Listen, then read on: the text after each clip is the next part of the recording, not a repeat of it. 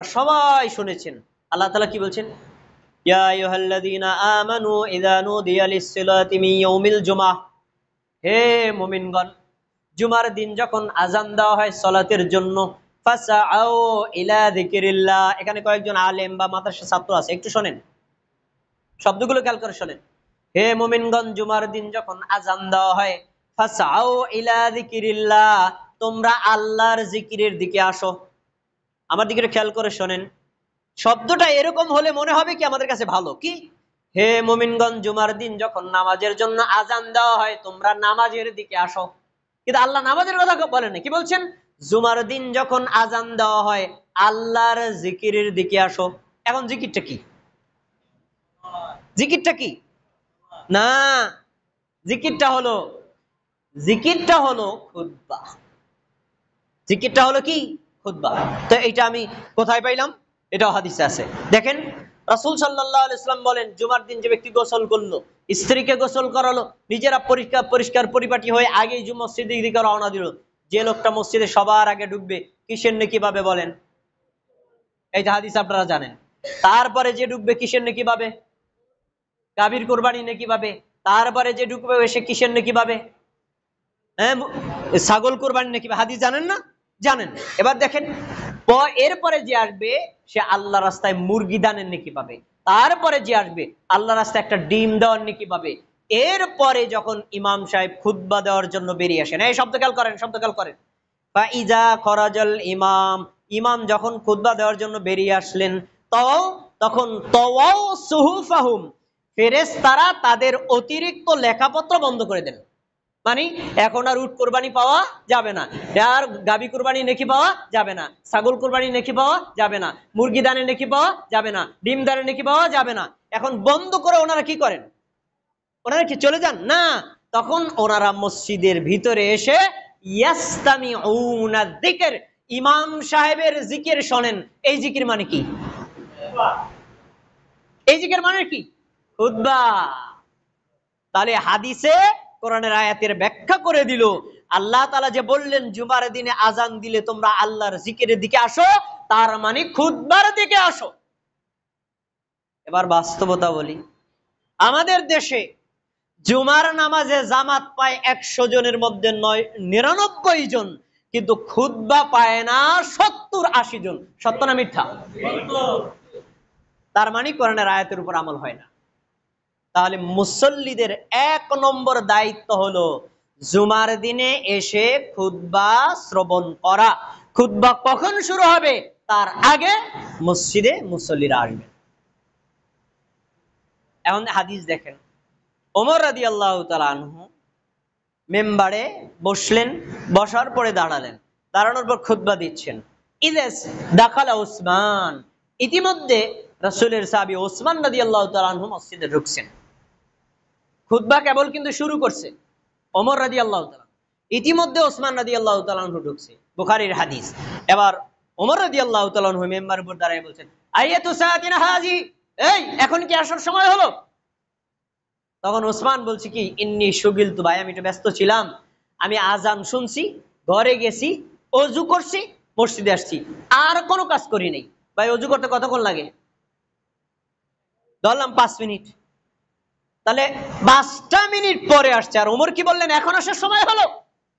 ওমর রাদিয়াল্লাহু তাআলা আনহু বোঝাতে চাইলেন, তুমি হলে শ্রোতা, আমি হলাম খুতবা দাতা, আমার আগে তোমার মসজিদে আসা উচিত ছিল। আজকে একটা কথা বলে যাই, সব সময় তো আসবো না, শোনেন, জুমার দিন ইমাম সাহেব আসবেন পরে, মুসল্লিরা আসবেন আগে, এটাই হলো সুন্নাত।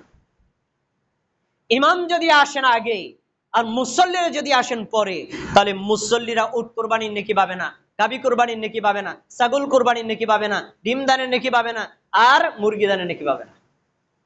কেন? ওই যে ইমাম যদি এসে যায়, ইমামের খুতবা শোনার জন্য ফেরেশতারা লেখাপত্র বন্ধ করে দেয়, তাহলে মুসল্লিরা আসতে হবে ইমামের খুতবা শুরু করার আগে। এটা মোস্ট ইম্পর্টেন্ট বিষয়। আচ্ছা, এবার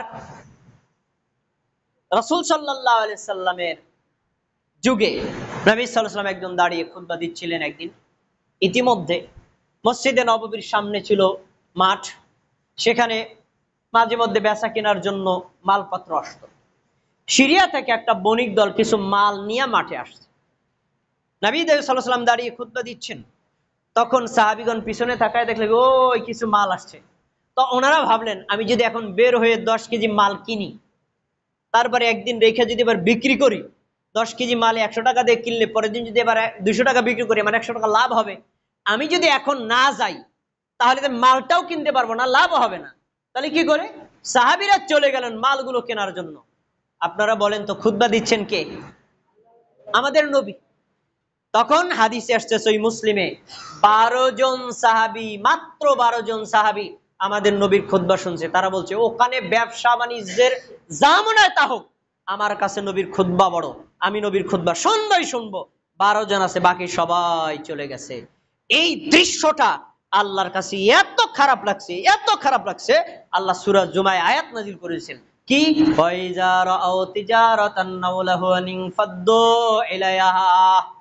নবী তুমি দাঁড়িয়ে যখন খুতবা দিচ্ছিলা, তোমাকে রেখে মাত্র 12 জন সাহাবী ছিল, বাকি সব সাহাবী চলে গেল ব্যবসা বাণিজ্যের দিকে। এই কাজটা আল্লাহর কাছে পছন্দনীয় হয় নাই। ওই ব্যবসা বাণিজ্যের চাইতে তোমার খুতবা শোনা বেশি জরুরি ছিল। এই হাদিস আর আয়াত প্রমাণ করে যে ইমাম যদি বয়ান শুরু করে, ইমাম যদি খুতবা শুরু করে, মুসল্লির জন্য পার্থিব বেচা কিনা, বাড়ি গাড়ি, কাজ কর্ম, পারিবারিক সব কাজ হারাম। এজন্য জুমার দিনে আপনি পূর্ব পরিকল্পিত ভাবে জুমার খুতবা কখন শুরু হয়, নামাজ কখন শুরু হয়, টাইমটা জেনে গোসল, খাওয়া দাওয়া, কাজ কারবার, অফিসিয়াল বেচাকেনা সবকিছু আগে শেষ করে খুতবার শুরুতে আসবেন। এটা মুসল্লিদের একটা দায়িত্ব। তারপরে মুসল্লিদের একটা দায়িত্ব হচ্ছে জুমার দিন একটু পরিপাটি হয়ে আসা। রাসূল সাল্লাল্লাহু আলাইহি ওয়াসাল্লাম বলেন জুমার দিন তোমাদের উচিত গোসল করা। গোসল করতে যদি না পারো তাহলে কমপক্ষে একটু ওযু করে, নিজেকে একটু পরিপাটি করে, আতর ব্যবহার করে, সুগন্ধি ব্যবহার করে, নিজের বাড়িতে যে সুন্দর ভালো পোশাকটা আছে ওইটাই পরে তুমি আসো। কারণ জুমার দিন মুসল্লিদের জন্য সাপ্তাহিক একটা ঈদের দিন, ঈদের দিন। এই তো তারপরে যখন আপনি খুতবা শুনবেন, ইমাম সাহেবের খুতবা যখন শুনবেন, বয়ান শুনবেন, ওয়াজ শুনবেন, তখন আপনার দৃষ্টি থাকবে খতিব সাহেবের দিকে। এটা একটা সুন্নাত। এই সুন্নাত আমরা অনেকে পালন করি না। অনেক মুসল্লি আছে ঘুমায় ঘুমায় খুতবা শুনে, অনেকে আছে খুতবা শুনতেছে মোবাইলও টিপতেছে। এমন মুসল্লি নাই। এটা সুন্নাত বিরোধী আমল। তো দলিল নেন, আমি দলিল দিচ্ছি, প্রত্যেকটা কথা দলিল, সময় তো সংক্ষিপ্ত। দেখেন ইবনে মাজাহ হাদিস নাম্বার 1136, সাহাবেত রাদিয়াল্লাহু তাআলা বলেন ইযা কামান নবী সাল্লাল্লাহু আলাইহি ওয়াসাল্লাম ইয়াউমুল জুমাতিল খুতবা, আমাদের নবী যখন জুমার দিন দাঁড়াতেন খুতবা দেওয়ার জন্য, ইস্তাকবালা আসহাবাহু বিওজুহিম, সব সাহাবী তাদের চেহারা আমাদের নবীর দিকে দিয়ে রাখতেন। তাহলে তারা তাকাইতেন কোন দিকে? খতিবের দিকে। খতিবের দিকে কেন? ভাই আমি যখন এখন খুতবা শেষ করে নামাজে দাঁড়াবো, বলেন তো নামাজে দাঁড়ানোর সময় আমি তাকাবো কোন দিকে? কিবলার দিকে আমার চেহারা থাকবে না? কিন্তু এখন খুতবা দিচ্ছি, আমার এখন চেহারা কোন দিকে? কেন? কারণ কি? তাহলে আমি এদিকে ফিরে খুতবা দিই কেন? কারণ যে খুতবা দিচ্ছে তাকে দেখা, তার ভঙ্গিগুলো বোঝা, এটা খুতবা হৃদয়ঙ্গম করার একটা মাধ্যম। এখন আমি খুতবা দিচ্ছি, আপনি যদি ঘুমান আর জিমান, আপনি কি বুঝবেন? বুঝবেন না। তাই সাহাবীগণ যখন আমাদের নবী খুতবা দিতেন একদম খতিবের দিকে তাকায়া তারপরে খুতবা দিতেন। নবী কি বলেন আমাকে বুঝতে হবে, ওইটা আমল করতে হবে। তারপরে খুতবার সময় কাতার সোজা করা জরুরি না, নামাজের সময় কাতার সোজা করা জরুরি। এজন্য আমরা মনে করি কি কাতারবদ্ধ হয়েই বসতে হবে, কাতারবদ্ধ হলে তো আমার কিবলার দিকে ফিরতে হবে না। বরং যখন খুতবা শুনবেন ওই মুসল্লিরা এদিক ফিরবেন, এই মুসল্লিরা এদিক ফিরবেন, এই মুসল্লিরা এদিক ফিরবেন, সবার দৃষ্টি থাকবে কোন দিকে? খতিবের দিকে। হাদিস দেখেন ওয়াজালাসনা হাওলাহু, আমাদের নবী যখন খুতবা দিতে দাঁড়াতেন বা বসতেন তখন আমরা চতুর্পার্শ্বে বসতাম তার দিকে ফিরে। তাহলে বোঝা যায় যে খুতবা শোনার সময় কাতার সোজা করা জরুরি না। তারপরে আজানের আগে মসজিদে আসা, যে একটু আগে দলিলটা আপনাদেরকে দিয়ে দিয়েছি। এরপরে 8 নম্বর কাজ হচ্ছে ইমামের নিকটবর্তী হয়ে বসা জুমার দিন। এটা একটা সুন্নাত। আমরা অনেকে ইচ্ছাকৃতভাবে পিছনে বসি। ইচ্ছাকৃতভাবে পিছনে বসা যাবে না, কারণ একটা লোকের পাশে থাকলে তার কথাটা যেভাবে ক্লিয়ার বোঝা যায়, দূর থেকে ওইরকম কথাটা ক্লিয়ার বোঝা যায় না। এজন্য নবী সাল্লাল্লাহু আলাইহি ওয়াসাল্লাম কি বলেছেন? তিনি বলছেন, শোনো, উহদুরুয যিকরা, তোমরা খুতবা শোনার জন্য উপস্থিত হও। কিসের জন্য বলেন? খুতবা শোনার জন্য। ওয়াদুনু মিনাল ইমামি, ইমামের নিকটবর্তী হয়ে বসো। তাহলে ইমামের নিকটবর্তী হয়ে বসা, এই আদেশটা কার? আমাদের নবীর। এজন্য আপনি যদি ইমামের কাছাকাছি বসতে চান, আপনাকে আগে আসতে হবে। কখনো আবার পরে এসে মানুষকে ডিঙিয়ে সামনে যাওয়া যাবে না। আগে এসে ইমামের খতিবের কাছাকাছি বসতে হবে, যেন আপনি খুতবাটা ভালো করে বুঝতে পারেন। তারপরে রাসূল সাল্লাল্লাহু আলাইহি ওয়াসাল্লাম আরেকটা কথা বলেছেন, ওয়াদানা মিনাল ইমাম, যে ব্যক্তি জুমার দিন গোসল করলো, সুন্দর পোশাক পরিধান করলো, তারপরে মসজিদের দিকে রওনা দিল, মসজিদে ইমামের খতিবের খুতবা আর সালাত ছাড়া অন্য কোনো উদ্দেশ্যে রওনা দিল না, মসজিদে গিয়ে প্রবেশ করলো। তারপরে সে যখন প্রবেশ করার পরে দেখলো ইমাম সাহেব খুতবা শুরু করে নাই, বাস 2 রাকাত দুখুলুল মসজিদ পড়লো, এরপরে আবার 4 রাকাত সুন্নাত পড়লো, তারপরে বসে বসে জিকির করলো। ইমাম সাহেব খুতবা শুরু করলো, খুতবা মনোযোগ দিয়ে শুনলো। খুতবা মনোযোগ দিয়ে শোনার পর এখন শব্দটা দেখেন কি? ওয়াদানা মিনাল ইমাম, ইমামের নিকটবর্তী হয়ে বসলো। ফাস্তামা, ইমাম যখন ওয়াজ করছেন, খুতবা দিচ্ছেন, একেবারে চুপ, নিজেও কথা বললো না, পার্শ্ববর্তী ব্যক্তির কথাও শুনলো না। আল্লাহ রাব্বুল আলামিন ওই ব্যক্তির আজকের জুমা থেকে আগামী জুমা 1 সপ্তাহের পাপ আল্লাহ ক্ষমা করে দিলেন। তাহলে এই হাদিসেও পাওয়া যায় যে ইমামের নিকটবর্তী হয়ে বসা এবং বসে চুপ করে খুতবা শোনা, এটা গুনাহ ক্ষমা পাওয়ার একটা মাধ্যম। প্রিয় ভাই, এবার আপনাদের একটা চমৎকার হাদিস শোনাবো। আমার ধারণা আপনারা হাদিসটা আগে কখনো শুনেন নাই। আবু দাউদ হাদিস নাম্বার 1115। রাসূল সাল্লাল্লাহু আলাইহি ওয়াসাল্লাম বলেছেন, জুমার দিন 3 শ্রেণীর মুসল্লি উপস্থিত হয়। আজকে আপনারা একটু নিজেকে পরীক্ষা করবেন, আপনি কোন শ্রেণীর মুসল্লি। জুমার দিন কয় শ্রেণীর মুসল্লি উপস্থিত হয়? 3 শ্রেণীর। এখন কি কি দেখেন? এক শ্রেণীর মুসল্লি আছেন ইয়াহাদুরু, তারা উপস্থিত হয়, ইয়ালগু, শুধু অনর্থক কথা বলার জন্য, অনর্থক কাজ করার জন্য। মসজিদে আসছে, এ ভাই কেমন আছেন? আসসালামু আলাইকুম ভাই, ভালো আছেননি? কালকে ব্যবসা বাণিজ্য ঠিকঠাক মতো হয়েছেনি? মোবাইলটা দেন দি, মোবাইলটা দিয়ে একটু কথা বলি। এরকম বিভিন্ন কাজ করতেছে, অথচ ইমাম সাহেব খুতবা দিচ্ছে। এরকম অনর্থক কথা বলা, অনর্থক কাজ করা মুসল্লি আমাদের সমাজে আছে না নাই? আচ্ছা, আপনি একটু খেয়াল করবেন, আপনি এই তালিকায় আছেন কিনা। যদি থাকেন, নবী কি বলছেন? যে যারা অনর্থক কথা বলে, অনর্থক কাজ করে, এই জন্যই মসজিদে আসে, ওই লোকটা ইমামের পিছনে আদায় করবে জুমার নামাজ, নেকি পাবে জোহর নামাজের। নেকি কি কমছে না বাড়ছে? কমছে। আচ্ছা, গেল এক। 2 নম্বর, দ্বিতীয় শ্রেণীর মুসল্লি আছে, তারা হলো ইয়াদউ, ইমাম সাহেবের কাছে দোয়া চাওয়ার জন্য আসেন। ইমাম সাহেব, আমার শাশুড়ি অসুস্থ, দোয়া করেন। ইমাম সাহেব, আমি একটু অসুস্থ, দোয়া করেন। ইমাম সাহেব, আবার বাবা গতকাল মারা গেছেন, দোয়া করেন। এই দোয়া আমরাও তো চাই, তাই না? চাওয়াটা দোষ না, কিন্তু দেখেন সমস্যাটা কি?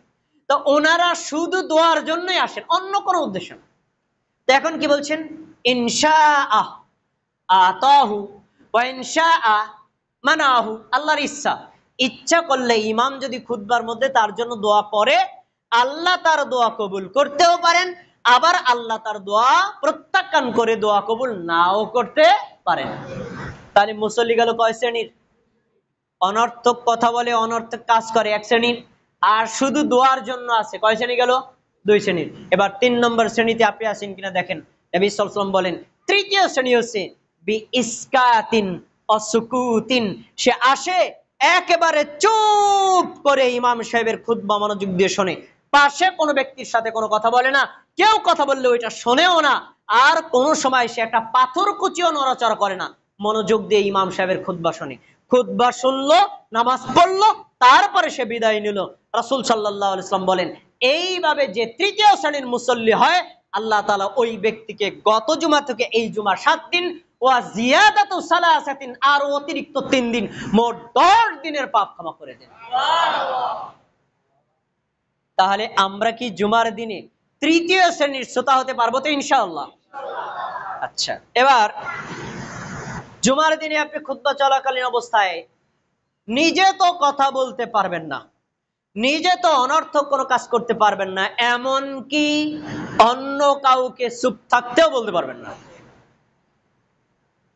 বিষয়টা আবার কেমন? বিষয়টা বোঝার জন্য একটু বিশ্লেষণ করার দরকার, তবে আমি একটা উদাহরণ দিচ্ছি, তাহলে আপনি সহজে বুঝবেন। ধরেন আমার এই ভাই মোবাইলটা অফ না করে, সাইলেন্ট না করে নামাজে দাঁড়ায় গেছে। এক রাকাতে শেষ করার পরে একজন একটা কল দিছেন।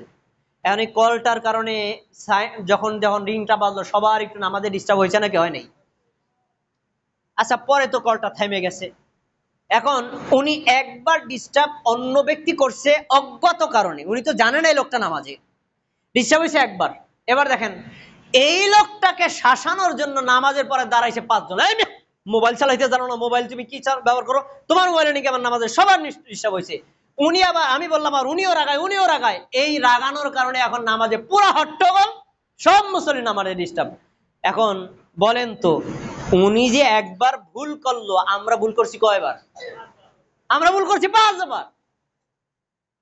উনি তো নিজে অনুতপ্ত, উনি তো বুঝতে পারেন এই ভুল করছেন, বললেই তো ভাই মোবাইলটা সাইলেন্ট কর, শেষ। তাহলে আমরা একটা ভুলকে আরো ভুল দিয়ে প্রতিবাদ করি। এখন এই জন্য আমরা যখন একটা লোকে কথা বলা শুরু করবে, আপনি যদি বলেন এই মেয়ে চুপ থাকেন, উনি যদি বলেন এই মেয়ে চুপ থাকেন, উনি যদি বলেন এই মেয়ে চুপ থাকেন, তাহলে ইমাম সাহেব কথা বলতে পারবে? আরো বেশি বিশৃঙ্খল হবে। এজন্য আমাদের নবী বলছেন, ইদা কুলতা লি সাহিবিকা আনসিক, ইমামের খুতবা চলাকালীন অবস্থায় আপনি যদি কাউকে বলেন এই মিয়া চুপ থাকেন, এই যে চুপ থাকতে বলেছেন, এই শব্দটা বলার কারণে আপনার জুমার নেকি চলে যাবে। এটাও একটা অনর্থক কাজ। এখন একটা কথা বলতে পারেন, তো কেউ যদি কথা বলে তবে আমার করণীয় কি? আপনার করণীয়, আপনার সাথে যে কথা বলছি আপনি তার কথা শুনবেন না, ইমামের খুতবা শুনবেন, উনি থেমে যাবেন। এরপরে যদি না থামেন, এই কাজটা করতে পারেন ইমাম বলতে পারেন এই ভাই কথা বলেন। ইমাম খুতবার মাঝখানে কথা বলতে পারেন, এ দলিল হাদিসে আছে, কিন্তু খুতবার মধ্যে মুসল্লিরা কথা বলতে পারবেন, এ দলিল কোন হাদিসে নেই। এজন্য আমরা ইমামের খুতবা চলাকালীন অবস্থায় কোনো কথাও বলবো না, আর কোনো কাজও করব না। এমনকি ওমান মাসাল হাসা ফাকাদ লাগা, রাসূল সাল্লাল্লাহু আলাইহি ওয়াসাল্লাম বলছেন, কেউ যদি একটা পাথর টুকরা নড়াচড়া করে, ধরেন আপনার সামনে একটা ঢিল আছে, আপনি খুতবা চালানোর অবস্থা খুতবা না শুনে ঢিলটা নড়াচড়া করলেন, আপনি একটা অনর্থক কাজ করেছেন। একটা ঢিল পাথর যদি না নড়াচড়া করানো যায়, কাউকে যদি বলা না যাবে আপনি চুপ থাকেন, তাহলে ভাই মোবাইল করা যাবে, মোবাইল ধরা যাবে, আর বলা যাবে এই ফ্যানগুলো বন্ধ করেন, এই সুইচগুলো বন্ধ করেন, এই মেয়ে আপনি সামনে যান, এই মেয়ে আপনি পিছনে যান, ওগুলো বলা যাবে? এরকম আমাদের মসজিদে হয় নাকি হয় না? এগুলো হলে এই কাজগুলো যারা করেন, সে মসজিদ কমিটির হোক, ইমাম হোক, অথবা বাইরের কেউ হোক, এই লোকটা জুমার নেকি থেকে বঞ্চিত হবে। হাদিস, আমি জোর করে বলছি না।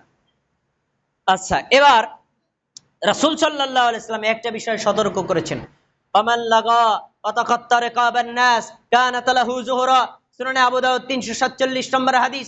শোনো, জুমার দিন তোমরা দুইটা কাজ কখনো করবা না। সেটা কি? যে ব্যক্তি অনর্থক কথা বলে, অনর্থক কাজ করে, মানুষের ঘাড় ডিঙ্গিয়ে সামনে যায়। বারান্দায় জায়গা আছে, পিছনে জায়গা আছে, ওখানে বসবে না। উনি একটা মসজিদের সভাপতি, সেক্রেটারি, ওনার একটা ভাব আছে না, এলাকার নেতা, সরেন সামনে যান। তাই যে কয়টা লোকরা আপনি বললেন আপনি সরেন, এতক্ষণ ইমাম সাহেব খুতবা দিচ্ছেন, ওয়াজ করছেন, নসিহত করছেন, যে শব্দগুলো আপনার কারণে শুনতে পারলো না, এই কারণে আপনার জুমার নামাজের নেকি চলে যাবে। জন্য তিনি বলেছেন, অমান লাগা, যে অনর্থক কথা বলবে, অনর্থক কাজ করবে, মানুষের ঘাড় ডিঙ্গে সামনে যাবে, এই লোকটার জুমার নামাজটা জাহান্নামে পরিণত হবে। এজন্য আমরা জুমার দিন আগে চেষ্টা করে আগে আসব, যদি পরে আসছি কোনো সমস্যা নেই, যেখানে জায়গা পাই ওখানে বলবো। কোনো ব্যক্তিকে বিরক্ত করে সামনে গমন করা যাবে না। তারপরে রাসূল সাল্লাল্লাহু আলাইহি সাল্লাম যখন জুমার খুতবা দিতেন, তখন তিনি একটা কাজ করতেন, আমরা তার উল্টা করি। উল্টাটা কি? রাসূল সাল্লাল্লাহু আলাইহি ওয়াসাল্লাম জুমার দিন খুতবা দিতেন না। সব সাহাবীদের অভ্যাস ছিল জুমার দিন আমাদের নবীর আজান খুতবার আগে সবাই এসে প্রথমে মসজিদে দুখুলুল মসজিদ 2 রাকাত নামাজ পড়তেন, তারপরে 4 রাকাত সুন্নাত পড়তেন, তারপরে যদি আমাদের নবী খুতবা শুরু না করতেন, কেউ কোরআন তেলাওয়াত করে জিকির আজকার করতেন। নবী খুতবা শুরু করলে সব বন্ধ, বাস খুতবা শোনো। তো মুসল্লিরা আসতো খুতবার আগে না পরে? কথা খেয়াল করে শুনবেন, আগে না পরে? আগে। আপনি যদি আগে আসেন, আপনার কাজ প্রথমে ঢোকার পরে দুকুলুল মসজিদ 2 রাকাত সালাত আদায় করবেন। যদি দেখেন ইমাম খুতবা শুরু না করে, এখনো ইমাম খুতবা শুরু করে নাই, 4 রাকাত সুন্নাত পড়বেন। এখনো ইমাম খুতবা শুরু করে নাই, আপনি কোরআন তেলাওয়াত করতে পারেন, জিকির আজকার করতে পারেন, দোয়া করতে পারেন, বা নিজের জন্য তাওবা ইস্তেগফার করতে যা ইচ্ছা তা করতে পারেন। খুতবা শুরু, সব বন্ধ, খুতবা শুনতে হবে। এখন একটা লোক যদি আসে, আয়েশা দেখে ইমাম খুতবা দিচ্ছে, তখন করণীয় কি? তখন সে মসজিদে ঢোকার পরে, আমাদের দেশের মুসল্লিদেরকে দেখা যায় মসজিদে যাওয়ার পরে বসে যান, আর ইমামদেরকে বলা যায় মেয়ে বসেন, বসেন, পরে সময় দেওয়া হবে। আর মসজিদে দেখা যায় এখানে লালবাতি জ্বালিয়ে লেখা আছে লালবাতি জ্বলাকালীন অবস্থায় সুন্নতের নিয়ত করবেন না, এগুলো আছে না নাই? একেবারে স্পষ্ট হাদিস বিরোধী আমল। বুখারী কিতাবুল জুমা খোলেন, শুধু বুখারী না, সবগুলো হাদিসের কিতাবে আছে। আমি আপনাকে একটা হাদিস এখানে শুনিয়ে দিচ্ছি। সহিহ বুখারী হাদিস নম্বর 930। জাবের রাদিয়াল্লাহু তাআলা আনহু বলেন, নবী সাল্লাল্লাহু আলাইহি ওয়াসাল্লাম ইয়াউমুল জুমআতি ইয়াখতুবু আলাল মিম্বারি, নবী সাল্লাল্লাহু আলাইহি ওয়াসাল্লাম মিম্বারে দাঁড়িয়ে খুতবা দিচ্ছেন। সুলাইক গাতফানি নামে একজন সাহাবী মসজিদে ঢুকলেন। ঢোকার পরে তাকায় দেখছেন সব সাহাবীরা বসে বসে আমাদের নবী খুতবা শুনছেন। উনি মনে মনে ভাবলেন যে সবাই বসে খুতবা শুনছে, আমি যদি এখন দাঁড়ায় নামাজ পড়ি তাহলে এই মজলিসের আদবের খেলাফ হয়, নবীর সাথে বেয়াদবি হয়। উনি কি করছে? ফাজালাসা, তিনি বসে গেলেন। এই দৃশ্য সাহাবীরা দেখে নাই, দেখেছে কে?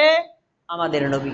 তিনি বলছেন, ইয়া সুলাইক, হে সুলাইক, আসল্লাইতা, তুমি কি নামাজ পড়েছো? সুলাইক বলল, লা, আমি সালাত আদায় করিনি। নবী সাল্লাল্লাহু আলাইহি ওয়াসাল্লাম বললেন, কুম, দাঁড়াও, ফারকা রাকাতাইন, 2 রাকাত নামাজ পড়ো, তারপরে বসো, এরপরে খুতবা মনোযোগ দিয়ে শোনো।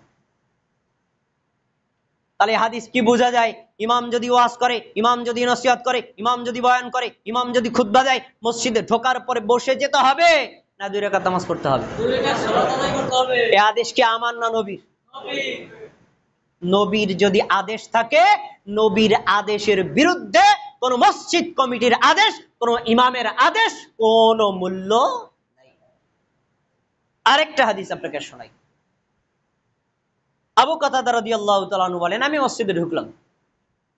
মসজিদে ঢোকার পরে দেখলাম আমাদের নবী বয়ান করছেন, সব সাহাবীরা বসে বসে বয়ান শুনছেন। ফাজালাস্তু, আমি বসে গেলাম। নবী সাল্লাল্লাহু আলাইহি ওয়াসাল্লাম আমাকে বলছেন, ইয়া আবা কাতাদা, আবু কাতাদা, মা মানাকা আন তাসজুদা আন তারকা রাকাতাইনি ক্বাবলা আন তাজলিসা। আবু কাতাদা, তুমি যে মসজিদে আয়েশা আসার পরে বসে গেলা, তুমি যে আগে 2 রাকাত নামাজ পড়লা না, তোমার বাধা দিছি কে পড়তে? বলো। আমি বাধা দিছি? সাহাবীরা বাধা দিছে? না তুমি বসলা কেন? বলো। এবারে আপনাদের যুক্তি শোনেন।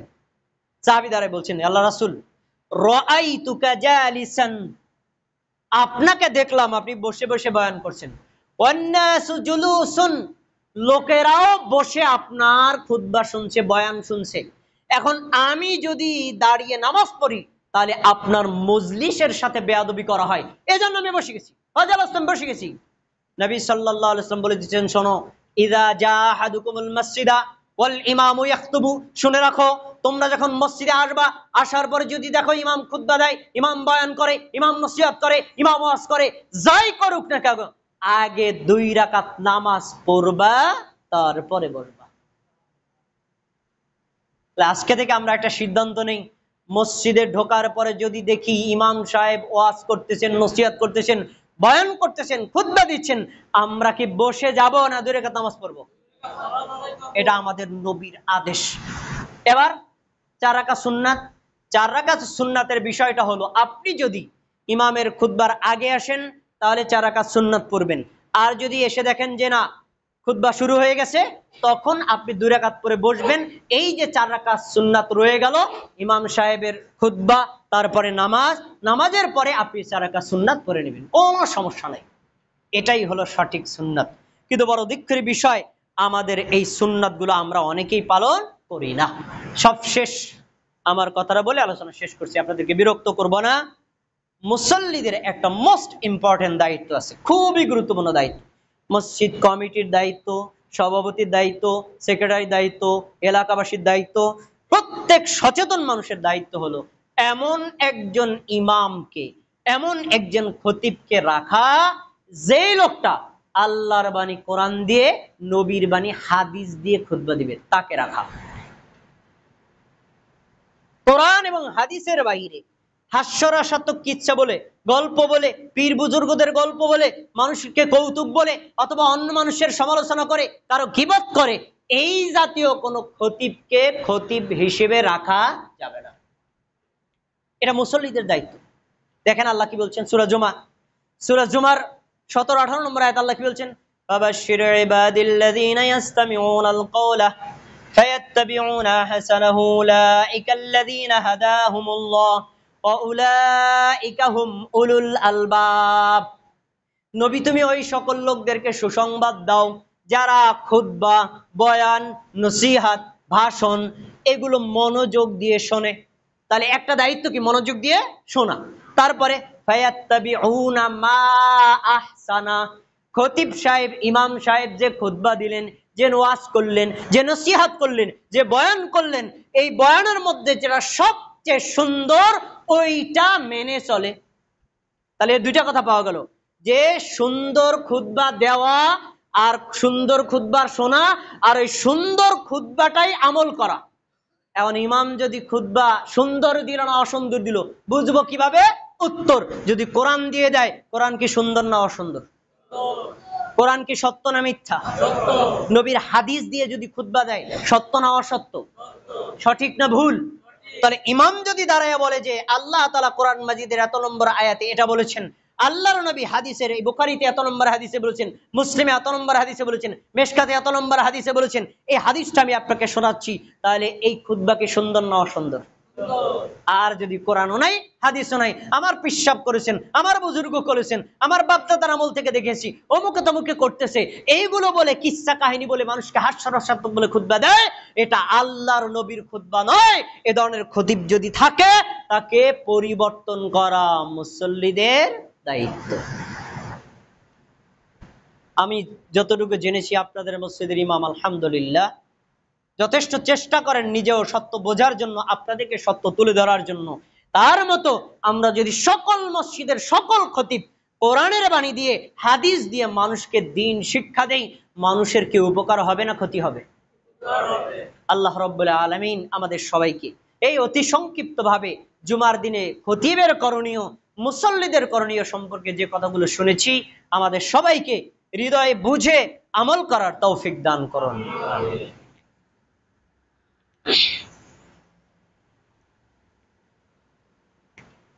إن الحمد لله نحمده ونستعينه ونستغفره ونؤمن به ونتوكل عليه ونعوذ بالله من شرور أنفسنا من يهد الله فلا مضل له ومن يضلله فلا هادي له وأشهد أن لا إله إلا الله وأشهد أن محمدا عبده ورسوله فيا أيها المسلمون قال الله تبارك وتعالى في القرآن المجيد أعوذ بالله من الشيطان الرجيم بسم الله الرحمن الرحيم إن الله وملائكته يصلون على النبي يا أيها الذين آمنوا صلوا عليه وسلموا تسليما اللهم صل على محمد وعلى آل محمد كما صليت على إبراهيم وعلى آل إبراهيم إنك حميد مجيد اللهم بارك على محمد